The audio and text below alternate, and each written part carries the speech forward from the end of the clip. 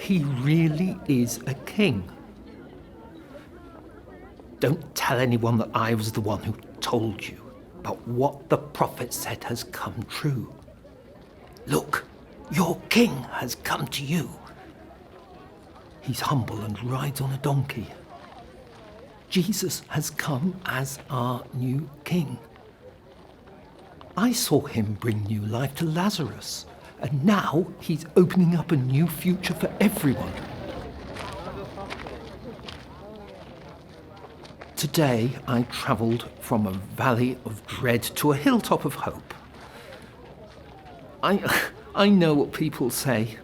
Thomas is such a misery, always looking on the bleak side. But now I'm a realist.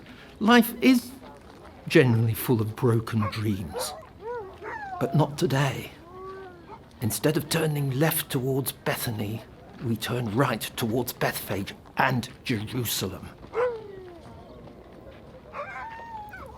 I now have the certainty that he is not just master of us disciples, but he is the king of all his people.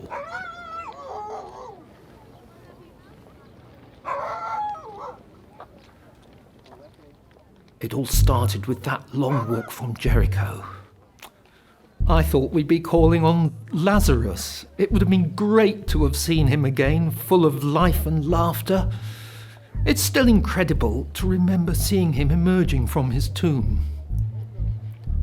But no, not today. Instead of turning left towards Bethany, we turned right towards Bethphage and Jerusalem. I would have liked to have had some time to myself and a rest. Not the crowds of Jerusalem milling round. And then there's the religious hierarchy, who'd probably be after our blood anyway. I mean, in normal times, I would have loved to have gone into the temple on my own to pray. But now, it's much too dangerous.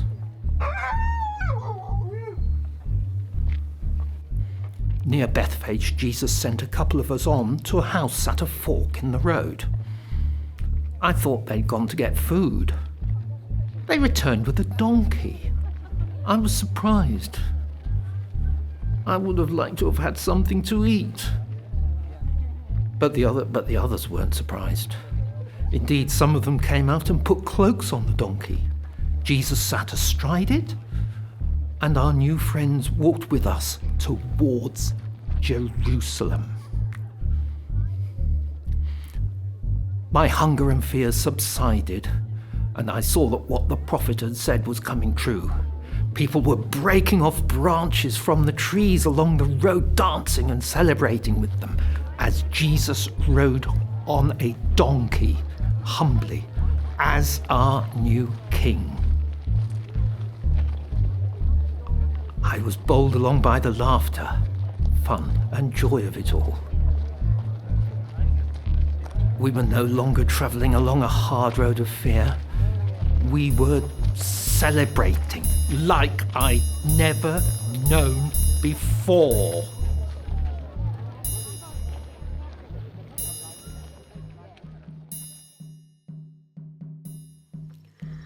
I simply don't see how anyone can stop him now. Of course, the Romans see it as a great threat to their authority, and the Pharisees and Sadducees don't like it. But it's a simple question of numbers and passionate feelings. If anyone tried to arrest him, hundreds would rise up to rescue him. We couldn't have a more charismatic and gifted leader. I tell you, he can feed thousands of people with a few scraps of bread and fish. We thought the food was never going to stop coming. And we've seen him cure all kinds of people. Blind, lame, paralysed. He's even brought people back from the dead. I bet Lazarus was here somewhere today. It was a magnificent day, wasn't it?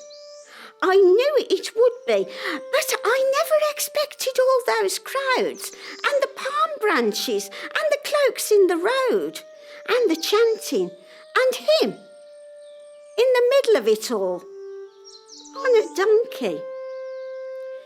Even if they tried to stop him now, I don't believe they could. You do know they tried to throw him off the top of a hill outside Nazareth, don't you? And he simply turned and walked through the middle of them. Then, when the religious leaders demanded of the guards why they hadn't arrested him like they were told to, all they could say was, well, no one ever spoke the way this man does. He's a descendant of King David.